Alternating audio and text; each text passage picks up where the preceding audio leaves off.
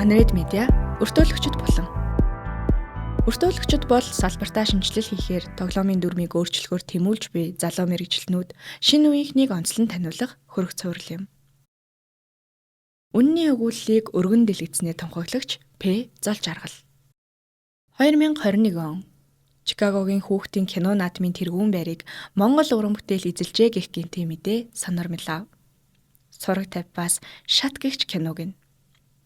Түүнээс удаачгүй ахин нэг баярт мэдээж их сортойлгосон нь өнөө шат чинь бүр цаашлаад 2022 оны 94 дахь удаагийн Оскарын кино наадмын богино хэмжээний кино төрлийн урьдчилсан шатанд өрсөлдөх эрхээ авчээ хэмээх нийтлэл сэтгэлдүүд байлаа. Үзхэн бүхэл хин хизээ хийсэн талаарч мэдээлэлгүй, уран бүтээлчдийн жагсаалтыг уншаад ч таних нэргүй, энэ бүтээлийн шагналын буйхаа үүнээс хойш үе үехэн сонсдох болсон нь кино сонирхогчдыг найруулагч Зол жаргал гэх бүсгүйтэй анхлан танилцуулсан үйл явдал лээ.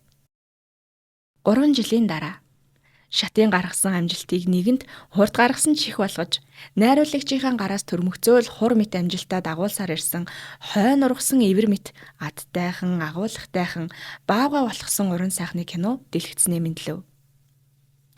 Аль нь боловч Монголын өнөөгийн амьдралыг яг л байгаагаар нь яруухан гаргасан эдгээр ах トゥ уран бүтээл гаргасан амжилтаа баг багаар ямахгаар урагшлуулсаар анхуулах шат уран сайхны кино өмнө нь Оскарын босгон дээр очсон бол түүнийг нь өргөлжлүүлэх мэт дүүн харин Каннын босгыг нэгэнт давж гэрийн эцэгтэй гарын цайг амсах мэт UN Certain Regard төрөлт нь албан ёсоор шалгарч улмаар уран бүтээлчдээ Каннын улаан хивсэн дээр алхахыг урин дуудсан бахтам амжилтыг гаргаад бий. Байна уу? Зороо юу? Сайн байна уу? Андредас холбогдож байгаамаа. Юуны өмнө баавга болгосон кино удахгүй их орондоо нээх гэж байгаад нь бас одоо хүртэл гаргаад байгаа нийт амжилтанд нь баяр хүргэе. Мундаг байгаа шүү. Бид таныг ярилцлагын болонд өрөх гэсэн юм боломжтой юу? 2024 оны 1-р сарын 5 Зороотой цаг товлон уулзах өдөр. Бас баавга болгосны нээлтийн өмнөх тусгай үзэртэй орой. Харилцаурын цаанаас жилдэг нээлттэй хүн болох нь ядах зөхөх юмгүй мэдрэгдэх түүнтэй уулзах мөч бүр сэтгэл хөдлөм. Харамгүй инeen гэж үүнийг л хэлдэг байх гэмээр түүний дэндүү энгийн мөртлөө хайлам дулаан илж инээрэг биднийг уулзсан цагаас л ихчдүү мэт уур амьсгалд авт болох нь тэр. Үнэн дээр түүнээс асуух шаардлага гарсангүй. Хаяа нэг дэмжиж шүүлтүргүй бөгөөс сэтгэлээсээ сонсож байгаагаа илэрхийлэхэд л доторхоо уудлан тавьж ар араас нь зэгцтэйхэн дэлгэн ярьж байлаа. Сэтгүүлч хүнд таардаг асуусан ч угаас дуу цөөнтэй дуграад ч онолгүй хадуурдаг. Эсвэл хит гэмээр даруухан хөвгтөө мөртлөө хөвгөлтэй зочдын нөгөө тал нь Зороо юм шиг. Тэр юу ярихаа, яриа нь хааш юунд чиглэхийг, ямар дэс дараалалаар яаж ярихаа дэндүү сайн мэддэг. Үүнд зориулж суралцсан болов гэмээр боловсрсан нэг аж. Ярихад, сонсоход, инээлтгэхэд, хуваалцахад юутай оромтой. Кино эхлэх цаг. Бусдын л адил хүүхэд нас минь. Үнэн дээр тэр багын лим цаваа цолгүүн нийгмийн идэвхтэй охин байж л дээ. Ардчилсан хувьсалтай зэрэгцэн анхны хүүхдэд төрүүлсэн залуу гэр бүлүүдийн хувьд тэдгээр жилүүд нүргээнүүд л нэгтэрсэн тогтворгүй үе байлаа. Тийм ч болохоор ээж аав нь тэр цагийн бүхэл гэр бүлүүдийн адилаар хоёр хүүхдээ эмээ өвөтийг хамж өсгөлцөж. Баг насаа голцоохон эмээ өвөтэйгөө өнгөрөөсөн Зороо доороо нэг дүүтэй айлын томигч. Өвөө эмээ нь бүхэл насаараа хотод тэр дундаа 3-4-р хороолд амьдарсан ба 1990 оны ихээр хустай нуруунд тахь нутагшуулахад анхнаас нь хүлээн авч ажилласан ууган ажилтнуудын нэг гин. Ингээд зуны улиралд хустай нуруунд өвөлдөө 3-4-р хороолд гэх мэтээр 6 хаврыг үзсэн Зороогийн амьдралд тэр жил нэгэн том өөрчлөлт гарсан нь эцэг эхийнх нь салах шийдвэр байв. Үүнээс хойш 13 нас хүртлээр ээж дүү, эмээ өвөөгийн хамтаар амьдрах явцад түүний хамгаас шимтэн нөхөрлсөн найз нь кино болжээ. Монголын үндэсний олон нийтийн телевизээс өөр гавьтай үзэх сувггүй үе бөгөөд 7 хоногоос тесэн ядаж хүлээдэг өдөр нь бүтэн кино гаргадаг учраас хагас сайн өдрөл болсон гэдэг. Ингэж тэр нөхцөлгүй хайрыг Форест Гампаас, нийгмийн цөөнхийн тухай ойлголт, ялгаатай байдлыг хүлээн зөвшөөрөх ухааныг Beautiful Box-роос авч хүсэл шунлын ухтгүнийг Blood Diamond-аар заалгажээ. Бүтэн үндэстний түүхийг нэг эрийн амьдралаар өгүүлж, маргаан уул тасрах нийгмийн ялгаа заагийг хитгэн цагт нэг чиглэлд эргүүлж дөнгөдөг кино гэгч урлагт нуугдж буй хүчийг тэр үед л ойлгож эхэлсэн нь цаашид энэ салбарт ажиллах, наандаж драмын дугуйланд суралцаж, жүжигчин болох хүслийн очийг түүний цээжинд мандаахан тэр. Гэвч бүхэл эцэг эхчүүдийн хэлдэг үг, санааж хэлээдэг агуулга, чихэнд нэрв. Чи нөхөр урлагаар хоол олж идэхгүй. 14 нас хүрэхийн өмнө ээж нь шинэ амьдрал эхлүүлв. Ингэснээрт зүүн салаанд нүүн иржээ. Халуун ус ханнаас аван цахилгаан зууханд цай чанаж хотын сургуулийн тохилог ангид сурч татсан Зорогийн хувьд энэ шийдвэр гинтийн тусах нь мэдээж. Гэлээгээд яалтай гэлээ. Тухайн үед зүүн салаа айл багтай лагер гэмээр ил хул газар. Энэ үед тэд гэр бүлийн бизнес хийхээр шийдэн гэрийнхээ хажууханд хүнсний дэлгүүр нээсэн нь түүний дүгнснээр бол анхнаасаа л ашигтай байх хэсэг нь тун чиргэлзээтэй, төв замч бараадаагүй, хөлийн газарт ч дайруулаагүй, шуудхандаа ол муухан шийдвэр болоотхов. Гэвч одоо түүний санаачлах гол асуудал нь дэлгүүр биш. Сургууль шилжих тухай сэдв, математикийн сонгонд сурч, физикийн хичээлдээ дүүрэг хоттоо л чамлахгүй амжилт үзүүлчихдэг шартай бол шартай, хортой бол хортой, альва хүссэндээ мөчөөгөө өгдөггүй хичээнгүй занг нь хөндөх шиг болов. Эмээ өвөөтэйгөө амьдардаг байхад сургуультаа саван өнөртүүлж явдаг, тараад л ирдэг, чөлөө зав ихтэй байсан түүний амьдрал нэг л мэтгэд нүүрсний угаар өнөртүүлсэн, сургуулаас тарж ирвүүгүй юу, гэр бүлдээ туслан дэлгүүр цогсдог завгүй хуваарчилчихв. Тухайн үед бол их л тохгүй, төвөгтэй мэт санагдаж байсан ч амьдралын тэр хэв маяг ирээдүйд уран бүтээлийнх нь нэгэн том сэдэв болж, кино зохиолч найруулагчийн хувьд олонд таниулж, нийгэмд ойлгуулахыг хүсдэг чухал сэдэв нь болтлоо амьдралынх нь нэг хэсэг болно гэж хэн санах вүлээ. Ёстой л алив юу ч санамсаргүй болтгоо бөгөөд учиртай болоод л чи тэнд тэр зүйлийг хийж байгаа юм гэдэг ардын хявган яриаг сануулах шиг. Үүний үүдэл нь өнөөх хад үзээд байсан дэлгүүр нь байлаа. Ерөөс дэлгүүр нь түүний хорвоогийн олон өнгөтэй танилцах үүд хаалга байсан гэхэд болно. Гэр хорооллынхноос олж л утаатай болж байна гэх хүмүүс байхад нүүрс төлснээс олж хувцас цүнхнээс өмхийн үнэртэж үнтэй ярихын аргагүй ичгэвтер байдалд оруулж байна гэж гомдлох хэсэгч бий. Гэтэл зарим айлын хүүхдүүд тал шуутай нүүрс аваад өнөө орой даарахгүй хонохнэ гэдэгтээ баярлаад дэлгүүрээс гаргаж. Түүгээр зогсохгүй шүүгэнд том томоороо байж л байдаг гэж ойлгож явсан гурил тос тэргүүднийг зарим мэлэн ээжүүд грамлаж авах ба бүр болоогүй талхыг хүртэл таллаж авах нь зүүн салаанд энгийн үзэгдэлтэй л орно. Юу ч хамгийн жижиг хэмжүүрт нь шилжүүлэн таллаж зараад байхад хангалтгүй байх бөгөөд үргэлжлүүлэн нэрээ бичүүлж зээл тавина гэд орон сууцны төлөв төвшин амьдралаас ирсэн өсвөр насны охинд гайхах харьцуулах амьдрал нүүж ирсэн газарт нь арвин байхаж. Жирийн үед өрөвч нинжин гих тодорхойлолт Магдалины сайхан үг шиг сонсддог ч гэсэн ямарваа өгүүлдэл хаана ямар үед ашиглагдаж байгаагаас шалтгаалan өөр хэрэглээтэй гэдгийг бяцхан зороо тэр үед л ойлгосон юм. Хизээнээс өглөх цайхан сэтгэлтэй хэмээгддэг ээжийнх нь төрлөх энэ зан удаандаа сул тал болж дэлгүүрийнх нь орлог хүүгүй зээлийн үйлчлэгээ мэт болон зарцаж ашиг бүхэл алтан руугаа орж эхэлжээ. Авч ирсэн бараагаа хизээ төлөгдөх нь үл мэдэгдэх зээлэнд өгч явуулаад талах зээлж ирэхгүй л бол гэртээ битгий ирээрэй гэсэн гээд үүдэнд нь бүлтгэгнэн зогсох нэмгэн нойтон хувцастай хүүхдүүдийг харж өрөвцөндөө өөрийгөө үл тон хэрэгтэй гэснийг нь өөдөл явуулна. Ингэж явсаар өрхийн амжиргаа баг багаар дордож тэднийг ч бас ядуурл руу гулсаж буйг зороо ирэхгүй мэдэрчээ. Тэр үед сэтгэлдээ маш их айдас мэдэрч байсан. Яг эндээ ийм амьдралдаа ингээд л энэ чигээрээ гацаад үлдчихвэ гэж.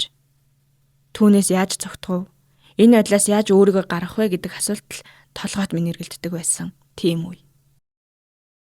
Занглаа. Урлагаар хоол олж идэхгүй. Хэдий кино жүжигчин болохыг хүсдэгч гэр бүл нь төдий дэмждэггүй бөгөөд ирээдүйн мэргэжил сонголтыг нь голж хэлэх нэг том шалтгаан нь хичээлдээ сайн охины өмнө урлагаас гадна олон сонголт нээлттэй байсан явдал юм. Математикийн салбарт баггүй авьяастай түүний дуртай хичээл нь физик. Том болоод цөмийн физикч, инженер болж их мөнгө олоод ээж дүүгээ жаргаанаа. Энэ л түүний бодол. Физикийн хичээлийн сургууль дүүрэг хот улсын олимпиадад үргэлжилсээр. Амжилтаа бууруулахгүй ч медальт нэг л хүрч өгөхгүй нь шар хөдөлгөнө. Ажаад харахад медальт байруудад шинэ Монгол гэх сургуулийн сурагчид өнгөлөх ажээ. Бүр сайн судлал багш нарын олимпиадад ч энэ сургуулийн багш нар л өндөр амжилт үзүүлдэг байх юм. Улмаар Зорогийн бодолд энэ сургуульд л эсвэл физикийн сайн сургуульд орж болох юм гэсэн бодол нэгэнд хатагдсан тул олимпиадад гаргасан амжилтаараа арайч тэтгэлэг авч хүчрэхгүй ч гэлээ ядчил элсэг хэрэгтэй болсон тэр боломжоо алдалгүй ашиглахыг хүсэх нь мэдээж. Ингээд гэр бүлтэйгээ чухалчлан ярилцсны дүнд ээжийнхээ их сургуульд зориулсан далд хийж байсан хадгаламжийг ашиглан шинэ Монгол сургуульд шилжин суралцгааруулжээ. Энэ бол түүний амьдралын эргэлтийн цэг. Азийн од нь гарцаагүй мөн байв. Шинэ Монгол сургуульд шилжин орсны дараа химиг ямар гоё хичээл болохыг, газар зүй хичнээн сонирхолтой болохыг хожуу ухаарч байлаа. Ганц математик физикээр л хязгаарлагддаг байсан миний ертөнц сайн сургуульд орсон цагаас байгалийн ухаан, нийгмийн ухаан ялгаагүй бүгд хэрэгтэй бас сонирхолтой болохыг ойлгосон доо. Сайн багш, сайн боловсрал гэдэг хүний амьдралын хамгийн том азагдгийг би тэндэл биеэр мэдэрсэн. Бүхэл хичээлийн сайхныг мэдэрч эхэлсэн түүний анхаарлыг сургуулийнх нь хичээлээс гадуур явагддаг дугуйлан секцүүд дүнгээс дутуугүй татаж эхлэх нь тэр. Дугуйлангийн дотроос драмын дугуйлан гойд их. Хүслэн болсон дугуйландаа элсэж, жүжигийн зохиол уншиж, дөрүүдийг нь задлан ярилцаж, монолог цээжлэх, баяр баясгалтай үйл явц эндэл биелнэ. Эргэлзэх зүйлгүй, ээжтэй ч хэлэлгүй гаргасан энэ шийдвэрийнх нь үр дүнд физик түүний зорилго биш, харин энэ мөрөөдөлтөд хүрэхэд туслах сургуультай учруулж өгөх гүүр төдий болсныг эргэн тойрных нь тиймч анзаарсангүй. Ингээд хадгаламжаараа 2 жил гэр бүлийнх нь дэлгүүрийн гол тээвэр болсон машинаа зарж 1 жилгээд өөрийнх нь төлөө гисэн ээжийнхэн дэмжлэгээр нийт 3 жилийг шинэ Монголд өнгөрүүлснээр төгс хавар хаяанд иржээ. Сайн мэдээ гэвэл сургуульд нь гадны тэр дундаа Японы их сургуулиуд эсэгчдийн бүртгэл шалгалтууд зохион байгуулах бөгөөд шалгалтаа сайн өгч чадвал бүрэнд тэтгэлэгтэй сурах боломж ч нээлттэй байлаа. Харин базаахгүй тал нь гэвэл ирж буй удирдамжууд дотор кино урлагтай холбоотой анги нэгэхэн ч байхгүй байх ба бүгд л эрэлттэй салбарын ангиуд байв. Арга буюу соёл урлагийн их сургууль, кино урлагийн дээд сургуулийг бодож эхлээд байсан тэр үед Тэнгэрээс од харвах мэт нэгэн мэдээ ирсэн нь Японы нэгэн их сургууль байгуулагдаад 2хан жил болж байгаа кино урлагийн институттэй 2 оюутан сургуулиас нь авахаа шалгуур нь ердөөл сурах ирмэлцлээ багш нартаа батлан харуулах нөхцөл байв. Бүр баярлам нь бакалаврын түвшний 4 жилийн сургалтын бүрэнд тэтгэлэг дагалдгаж. Хувь заяа амьдралын аз тохиролт хязгааргүй талархсан Зоро тухайн үед яг л одоо хийж буй ажлаа буюу нийгэмд чиглэсэн агуулга бүхий бүтээлүүдээр дамжуулан дуу хоолойгоо хүргэсэн, олон талт байдлыг хүндэтгсэн, уран бүтээлч болохыг ямар их хүсэж байгаагаа эсээ мөн 3 жилийн турш драмын дугуйлангийн ахлагч болтлоо дэвшин суралцсан тодорхойлолтоо бариад багш нарынхаа урд тод дуугаар итгэл дүүрэн танилцуулга хийж нааштай хариу авснаар хувь заяаны жолоогоо гартаа авч эхлэв. Түүнийг кино урлагаар суралцах болсон түүх юм. Кино өрнөх цаг. Японд өнгөрүүлсэн цаг хугацаа. Анх удаа гадны оронд хөл тавьсан тэр цаг үе. Таних үнгүй, ухтах гэргүй тийм нэг үл мэдэх орчин. Сонирхолтой нь өмнө гар дээрээ тавьж үзээгүй тийм их мөнгө болох 100 мянган $. Сургуулийн тэтгэлэг хэмээн өгсөн тэр мөнгө сургалтын төлбөр, байрны зардал, хоол унаандаа өгөөд ч ард нь үлдэхээр хангалттай дүн бөгөөд түүнийг юунд яаж зарцуулвал зөвийг ботон гайхна. Очоод удаагүй байхдаа энэ маягаар тэтгэлгээ хэмнээд хичээлийнхээ хажуугаар амжуулаад ажил хийж чадвал төгсөхдөө байрны удирдлагатай гэртээ харих нэ хэмээн баярлаж байв. Аажимдаа урлаг өөрөө үнэтэй бөгөөд элит салбар болохыг ойлгож эхлэв. Учир нь академик онлоос илүү практик туршлага арвинтай багш нар нь сургалтын онцгой байрал ашиглах бөгөөд сайн уран бүтээлч болохын тулд мэдрэмжийг чухалчилж түүнийг цуглуулахад анхааран үүнд шаардлагатай зайлшгүй зардалд боломж байвал гар татах хэрэггүй гэж номлоно. Гэвч ардаа амьдралтай, санаа тавих асуудалтай зарим оюутанд хүссэн зам мөрөө хөөж урлагаар сурч буй нь хангалттай том аз байсан гэхэд хол зөрөхгүй. Багшийн үгийг авах нь авч өнгөрөөх нь өнгөрүүлнэ. Харин Зорогийн хувьд хичээлийн даалгавар болгон ээлжид уран зургийн музейгээ үзэж явахдаа Доорын идэр дүүдээ номоос удтал харж тассан Ван Гогийн Наран цэцэг нэрт уран зургийн их хувилбарыг харсан нь амьдралд нь дохионо гэж төсөөлж байгаагүй гайхалтай мөч байсан гин. Жинхэнэ урлагийн их хувилбарыг нь харж бишрээд өнгөрлгүй хэд дахин очрлон орж харахтаа тэрээр үүнээс хойш тэтгэлгийн мөнгөө хэмнэх гэж хичээлгүй сур гэж өгсөн тэтгэлгийг сурах үйлдэл зарцуулж жинхэнэ урлагт хөрөнгө оруулан чансаатай мэрэгжилтэн болох ёстойгоо тэр ялгарлаа эндээс л энэ цаг үед л олж аавна гэдгээ эргэлт буцалтгүй ойлгожээ. Үүнээс хойш тэрээр 100 ам долларын үнэтэй мюзиклийг мөнгө харамлалгүй үзэж Шибуя явж хуучин цагийн шедеврүүдтэй танилцах болов. Үнэхээр л жинхэнэ урлаг гэдэг элит салбар болжээ. Сонгодгуудтай танилцаж тэдний амтыг мэдрэх тусам цааш ахихыг хүснэ. Улмаар байрны урьдчилгаанд хэмээн ажиллаж байсан цагийн ажил нь урлагийн төлөө болж өөрчлөгдөв.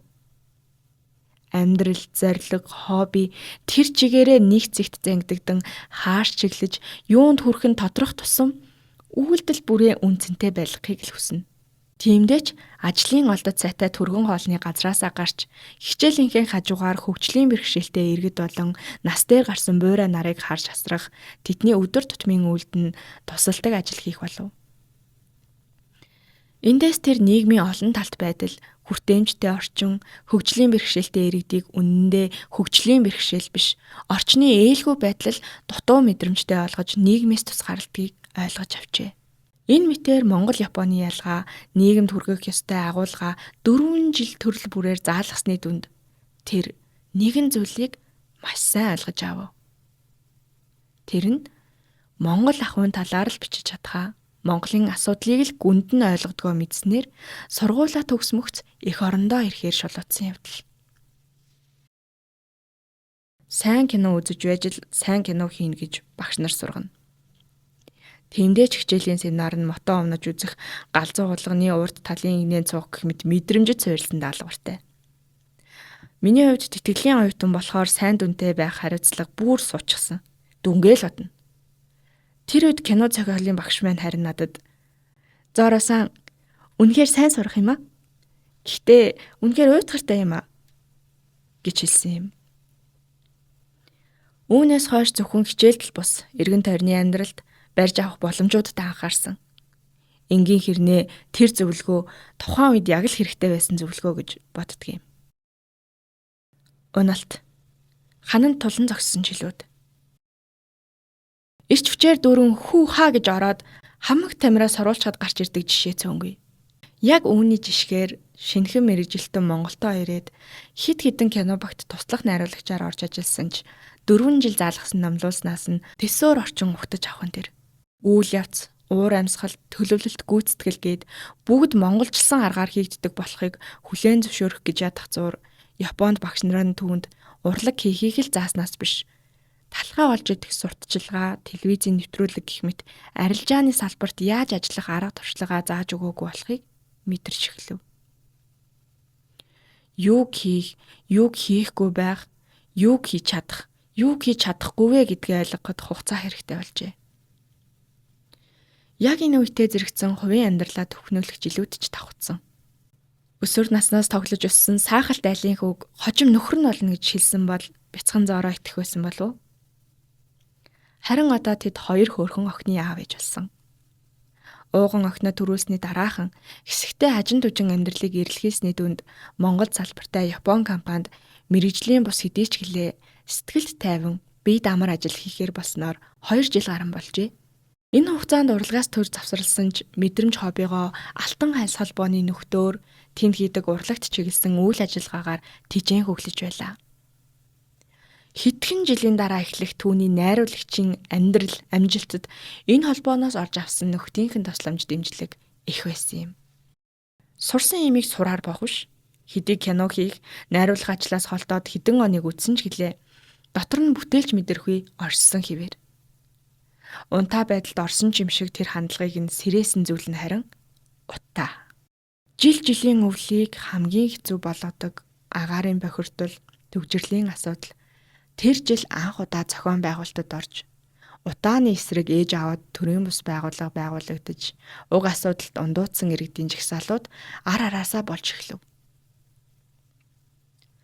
Нийгэмд болохгүй байгаа зүйлийн эсрэг нийтээр нэгдэн тэмцэж буй эерэг хандлага, хүчтэй энергийг зөв тийш чиглүүлж чадвал асар их хүч байдгийг мэдэх тэрээр жагсаалын дараахан Facebook группт нэгдсэн ч төсөөлөөгүй орчин угтаж авав. Бүх зүйл гэр хорооллынхнаас л боллоо. Гэр хороолол биднийг хордуулж байна. Тэднийг эндээс хөөх хэрэгтэй. Ал, устга. Харамсалтай бас гомдмоор. Жагсаалд очиж би тэр их хүч энерги асуудлын уг суурийг бус өнгөцхөн үр дүнгэл зөвхөн буруутгаж байна гэхээс 10 хүрэхгүй километр дотор хамт амьдарч буй нэг үндэстэн өөрсдийнхөө асуудлын уг үндсийг ойлгож чадахгүй талцаж байна гэхээс харамсалтай. Нөгөө талаас дэлхийн хамгийн хүйтэн нийслэлд амьд үлдэхийн төлөө арга буюу галт төлж буй хүмүүсийнхээ үлдлийг хотын нөгөө зархад амьдарч буй хүмүүс нь огтхон ч ойлгохгүй нээр тэр бүхнийг хэрэгээр хийж буй хорлол мэт хүлээж авч байна гэхээс гомдмоор. Хот үндсэндээ хоёр хэсэгт хуваагджээ. Чухамдаа энэ асуудлын уг үндсийг ойлгож түүнийг дэлгэцнээ буулган хүргэх хүн нь зороо өөрийгөө гэж итгэсэн юм. Үүнээс хойш нийгмийн ялгаатай байдал тэгш бус боломжийг харуулах бүтээлүүдийг хийхээр зоригшуулдаж өмнөө таарсан саадуудыг боловсролын хүчээр даван гарна гэдэгтээ итгэл төгсч болов. Учир нь энэ асуудлыг эдгээр сэдвүүдийг Монгол хүнээс өөр хэн ч илүү ойлгож чадахгүй, бичиж чадахгүй, илэрхийлж чадахгүйг тэр сайн мэдэж байлаа. Кино цааш үргэлжилсээр дараагийнх бас дараагийнх. Тухайн үед түүний толгойд харван ирсэн зохиол нь бидний театрт зорж очин үтсэн баавгай болгосон.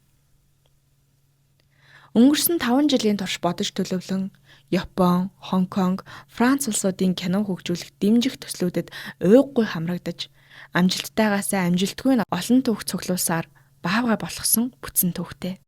Кино зохиол анхнаасаа л олон улсын кино бүтээгч продюсеруудын сонирхлыг татсан ч зохиол хөгжүүлэлт, зураг авалтын төлөвлөгөө гэх мэт олон шалтгааны улмаас хойшилсоор бас дахин хойшилсоор цар тахлын үеэр л нэг юм Лантун дахиад төрийн бус байгууллага, Швейцарын хөгжлийн агентлаг, Монголын финтек групп болон өөрийнх нь уран бүтээл, хүсэл тэмүүллийг дэмждэг найз нөхдийнхөө тусламжтай зураг авалтаа хийж гүйцэтгэсэн байдаг. Энэ хугацаанд Зоро зохиолоо кино болгож чадалгүй хаяхийн эрмэгт ирэх, төсөв мөнгөгүй болох, дутах, гацах, хөрөнгө оруулагчдын хуваар зөрөх зэрэг олон бэрхшээлтэй тулсан ч хүсэл тэмүүлэлтэд хөтлөгцөөр энд ирээд буй. Үр дүнд нь тэрээр Монголдоо ирээд өөрийн хийхийг бий болгохыг хүсдэг байсан дүрм соёл бүхий зураг авалтаа хийж чаджээ. Үүнээс нь дурдах юм бол зураг авалтын талбайд ажиллаж буй бүх ажилтан хүүхэдтэй харьцах, хамтран ажиллах дүрмтэй танилцсанаар гарын үсэг зурж багт ажиллах хэрэгтэй болох явдал. Мөн өдөрт авах зураг авалтын цагийг стандартын дагуу барих, хүний эрүүл мэнд, бүтээмжид сөргөөр нөлөөлөхгүй хоол хүнс хэрэглэх, цагтаа цуглах, өөр хоорондоо өндөр хүндэтгэлтэй хандах, санхүүгээс илүү зориг мөрөөдлөөрөө цугласан багийг бүрдүүлэх гэх мэт олон зүйл бий. Энэ бүхнийг нь сонсоход тэрээр үүнийг чадсныг нь харахад адилхан эмэгтэй хүний хувьд дэндүү бахархам санагдаж байлаа. Үргэлжлүүлэн олон улсын кино хөтөлбөрүүдээр явахдаа танилцж, ажил хэргийн хамтрагчид бололцсон Францын кино продюсер Фредерик Корвицийн тусламжтай пост продакшны ажлаа 100% Европод хийж гүйцэтгэснээс хойш киноны хувь заяа буюу олон улс дахь маркетингийн ажил Франц дахь менежментийн компаниас л хамааралтай болжээ. Сайн бүтээл чансаагаа алтгаж олон улсын кино фестивалуудын дэлгэцэнд гарсан цагаасаа хойш одоо хүртэл шагналын буухайгаа таслалгүй явсаар тоогоо алтгад хүрсэн ч үүн дундаас хамгийн онцлог нь та бидний сайн мэдэх Каннын кино наадмын UN Certain Regard төрөл шалгарсан явдал юм. Энэ бол түүний багаас гадна кино бүтээх бүхий л цаг үед хамт байж тусалж дэмжсэн гэр бүлийнх нь бас баяр. Канны удаан хивсэн дээр тэрээр нөхөр том охин хоёрынхоо алах таршилтанд ор киноныхаа гол дүрүүдийн хамтаар мөн удахгүй төрөх отхон охиноо хөвлөдөө тээсээр хөөр баяр дүүрэн алхаж кино үзүр дууссаны дараа тасралтгүй 5 минут халга ташин баяр хүргэсэн үзэгч олонний талархлыг сандрал дүүрэн тасан зогсжээ. Баавгай болгосон киног хийхээр хөөцөлдсөн 5 жилийн дунд тэрээр олон сайхан хүмүүстэй учирсны дотор шат богино хэмжээний бүтээлийг онцлохгүй байж болохгүй. Хөгжлийн ялгаатай байдал бүхий ажилтнуудаас бүрдсэн кино баг Монголын урлагийн зөвлөлтөд хамтран бүтээсэн энэ кино одоогийн амжилтынх нь суур болдог. Киноны үйл явдалд тулгуур эрхтний бэрхшээлтэй залуу өөрийн зорилгыг биелүүлж мэрэгжлийн үсчин болохын тулд олон шатыг туулах ёстой болох бөгөөд тэр нь энгийн хүний нүдэнд зүгээр л хит хараагаад гарах энгийн шат байх нь тэр. Нийгмийн олон янз байдлыг ойлгох, хүн хүнээ инрэн хайрлах, жаахан сэтгэл байхад амьдрал хэд дахин хүртээмжтэй, ад жаргалтай болж болохыг 10 минутанд харуулсан энэ бүтээл богино хэмжээний кино төрөлтөөч муугүй амжилт олон улсад гаргаж чадсан юм. Түүгээр барахгүй кино багт янз бүрийн хөгжлийн бэрхшээлтэй 18 залуу орж ажилласан нь туйлын онцлог. Тэрээр энэ тухай зөв хүнд зөв ажлыг нь хуваарлж, сууч дадлгаж хат нь хамтран тосолж, түүнд хүндэтгэлтэй хандчилж чадвал ямар ч хүн багийн хүчээр том ажлыг нугалж чадна гэдгийг харуулахыг хүссэн. Гэсэн нь хайр татам. Үүнд түүний Японд хийж байсан цагийн ажлын туршлага ихээхэн нөлөөлсөн лавтай. Энэ мэтээр Зорогийн хүнддэг сэдв цаашид хийх зүйл дэндүү тодорхой. Тэр зүгээр л юу мэдэрсэн, юуг ойлгосон, бодит байдал юу вэ?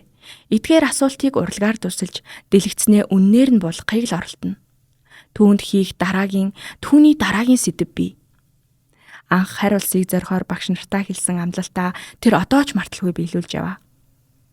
Миний мэдэрч анзаарсан энэ зүйлсийг нийгэмд урлагаар илэрхийлж харуулах хүн нь би л юм байна шүү дээ. Монголын асуудлыг монгол хүн болж төрөөд Монголдо өссөн бид л сайн мэднэ. Би үүнийг л дэлгэцэнд буулгамаар байна. Үүгээр л хэлэх гэснээ бусдад хүргэмээр байна.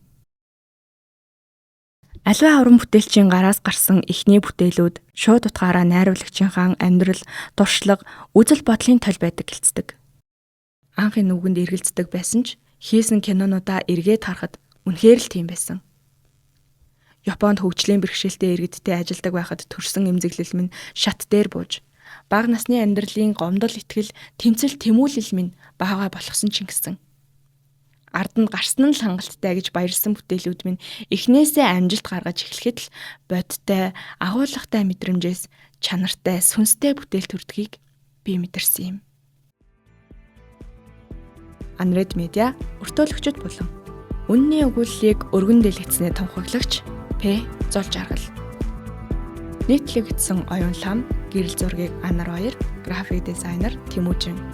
Нийтлэлийг уншсан оюун лам.